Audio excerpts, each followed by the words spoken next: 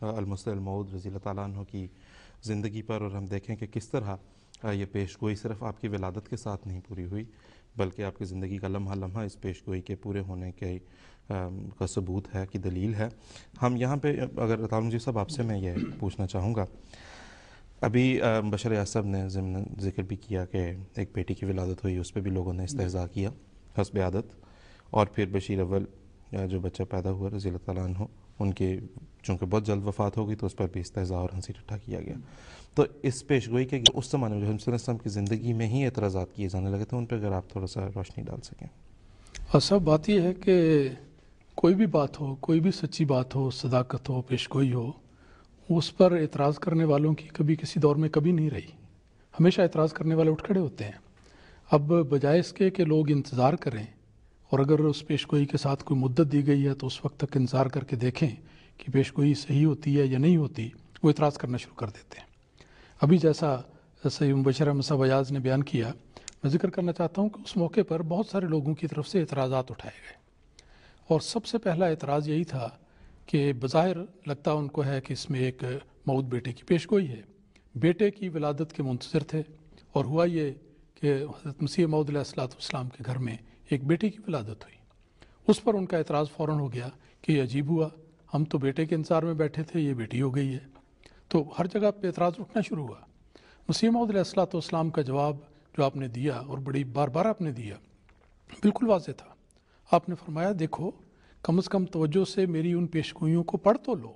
دیکھ تو لو کہ کیا میں نے یہ کہا تھا کہ میری اس پیش گوئی کے فوراً بعد ایک لڑکا پیدا ہوگا؟ میں نے فوراً کا تو ذکر ہی نہیں کیا، اور بعد میں اللہ تعالیٰ نے دوسری پیش گوئی میں وضاحت بھی کر دی کہ اس کے لیے مدت 9 سال کی ہے، اور یہ بھی میں نے نہیں کہا تھا کہ پہلے بیٹا پیدا ہوگا۔ تو اگر بیٹی پیدا ہو گئی ہے تو اس میں کیا حرج ہے؟ اللہ تعالیٰ نے مجھے بیٹوں کی بھی بشارت دی ہے، بیٹیوں کی بھی بشارت دی ہے، تو اگر ایک بیٹی پیدا ہو گئی ہے تو اس میں کیا حرج ہے؟ اس سے پیش گوئی کی صداقت پر کوئی حرف نہیں آتا۔ پھر جیسا آپ نے بھی سنا کہ پھر اس کے بعد جب آپ کے ہاں بیٹے کی ولادت ہوئی جس کا نام بشیر اول رکھا گیا ہے، یہ 7 اگست 87 کی بات ہے، تو اس کے بعد تھوڑے عرصے کے بعد ہی 4 نومبر 1888 کو ان کی وفات ہو گئی۔ تو جب ان کی وفات ہوئی تو اس موقع پر مخالفین کی طرف سے بہت زیادہ شور اٹھایا گیا، اور لوگ کہنے لگے کہ پیش گوئی میں ذکر ہے کہ وہ لمبی عمر پانے والا ہوگا، اس میں یہ خوبیاں ہوں گی، وہ یہ کارہ نمایاں سر انجام دے گا، اور یہ عجیب بات ہے کہ بیٹا پیدا ہوا، پہلے تو بیٹی پیدا ہوئی، پھر اس کے بعد بالآخر جب بیٹا پیدا ہوا تو وہ زندہ نہیں رہا، تو یہ کیسے پیش گوئی صحیح ہو گئی؟ تو گویا انہوں نے بھی اس پر اعتراض کرنا شروع کیا۔ حضرت مسیح موعود علیہ السلام نے اس کے جو جوابات دیے، اس میں سے بطور نمونہ میں سبز اشتہار میں سے جس کا بھی ذکر ہوا، ایک چھوٹا سا حوالہ آپ کے سامنے رکھنا چاہتا ہوں، جس میں آپ نے 2 پہلوؤں سے اس کے جواب دیے ہیں۔ آپ نے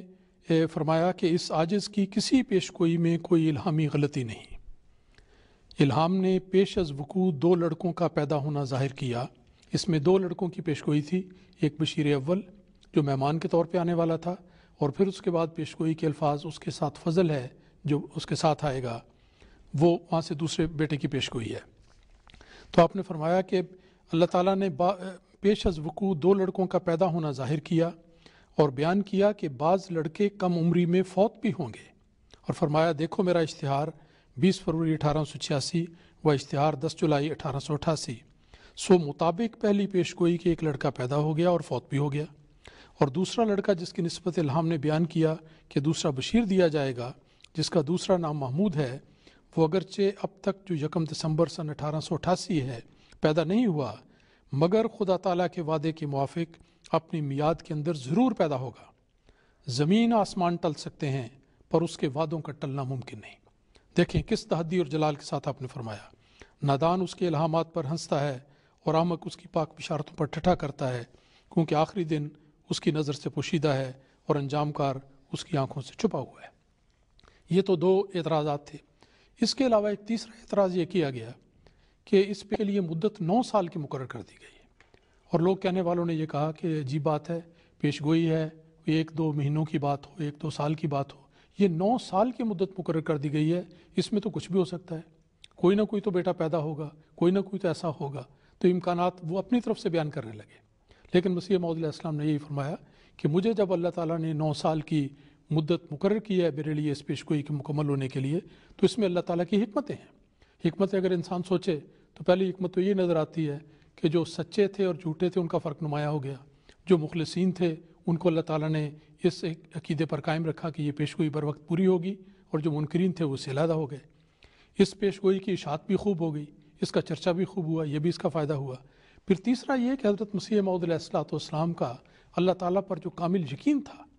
जो आपको एक कामिल वसूक था कि ये पेशगोई खुदा की तरफ से और पूरी होगी, उसका भी बरमला इज़हार हुआ। अभी आपने अल्फाज सुने, आपने फरमाया कि ज़मीन व आसमान टल सकते हैं लेकिन इस पेशगोई का पूरा ना होना ये मुमकिन नहीं, ये ज़रूर पूरी होगी।